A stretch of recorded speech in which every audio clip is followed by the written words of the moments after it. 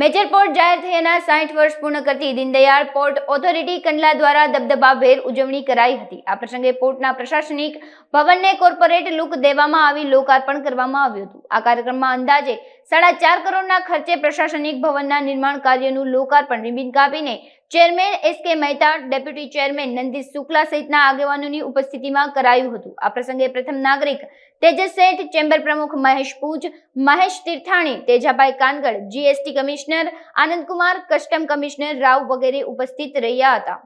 आज Kandla port officially अपने 60 साल पूरा कर रहा है। 60 साल की जो हमारी पोर्ट की जर्नी रही है वो शुरुआत से लेकर आज तक आज हम नंबर 1 पोर्ट बन सके हैं। यहाँ के लोगों की मेहनत, हमारे पोर्ट यूजर्स का सहयोग, हमारे सारे अधिकारियों और कर्मचारियों का सहयोग, जिससे हम पिछले 60 सालों में इतनी उन्नति कर सके हैं। हम भविष्य का सोच के चल रहे हैं। हमने अपना फ्यूचर प्लान बनाया है, 2030 तक का प्लान बनाया है। हमने अमृतकाल विजन भी तैयार किया है, 2047 तक का अमृतकाल विजन तैयार किया है। हम जिस तरह से तरक्की कर रहे हैं, हम समझते हैं कि अगले सालों में भी हमारा पोर्ट देश की तरक्की में, देश के विकास में अपना सहयोग देता रहेगा। हम आज अपने पोर्ट के नए स्ट्रक्चर का भी उद्घाटन कर रहे हैं। पोर्ट का जो हमने रेनोवेशन किया, अपनी एओ बिल्डिंग का रेनोवेशन किया है, उसका भी उद्घाटन कर रहे हैं। हम इंफ्रास्ट्रक्चर के काफ़ी सारे काम कर रहे हैं। इंफ्रास्ट्रक्चर में हम चाहते हैं कि हमारा पोर्ट देश के सबसे बड़े, सबसे अच्छे पोर्ट्स में से एक हो जाए। उसी के भाग रूप में हम अपनी एओ बिल्डिंग का भी हमने रेनोवेशन किया है। ये नई बिल्डिंग आज तैयार हुई है, नया रेनोवेशन आज तैयार हुआ है और आज इसका उद्घाटन भी किया गया है।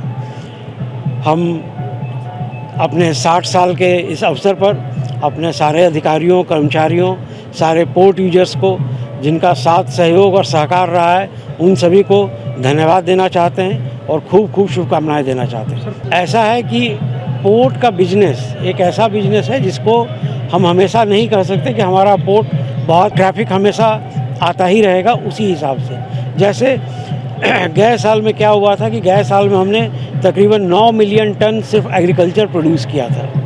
एग्रीकल्चर प्रोड्यूस का एक्सपोर्ट किया था। 5 मिलियन टन उसमें से गेहूँ था। सरकार की नीतियों के कारण अभी हम एग्रीकल्चर प्रोड्यूस को एक्सपोर्ट नहीं कर पा रहे हैं। तो एक बहुत बड़ा रीज़न है जिसके कारण हमारा वॉल्यूम इस साल कमा है। हम उसके लिए तैयारी कर रहे हैं।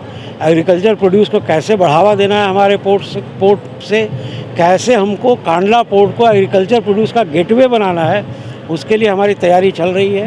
हम एक टेंडर फ्लोट कर रहे हैं, एक कंसल्टेंट हायर कर रहे हैं जो हमारे पोर्ट को एग्रीकल्चर के गेटवे पोर्ट तरीके स्थापित कैसे कर सकेंगे, उसके लिए हमें रास्ता दिखाएगा। हाइड्रोजन हब के लिए कांडला पोर्ट बिल्कुल ही अनुकूल जगह है। यहाँ लिक्विड इकोसिस्टम, हमारा वेल इस्टेब्लिश्ड लिक्विड इकोसिस्टम है। हमारे पाइपलाइंस, हमारे लिक्विड जेट्टीज सभी कुछ है। हमारे पास ज़मीन भी है। इसलिए हमें काफ़ी अच्छा, काफ़ी प्रचंड प्रतिसाद जिसको कहा जाए, हमें मिला है हाइड्रोजन हब के लिए। मिनिस्ट्री ने हमारे पोर्ट को हाइड्रोजन हब पोर्ट तरीके डिक्लेयर भी किया है। और हमने अक्टूबर में जो हमारा ग्लोबल मैरीटाइम इंडिया समिट हुआ था, उसमें हमने 1.47 लाख करोड़ का MOU साइन किया है सिर्फ हाइड्रोजन के लिए, कांडला के लिए।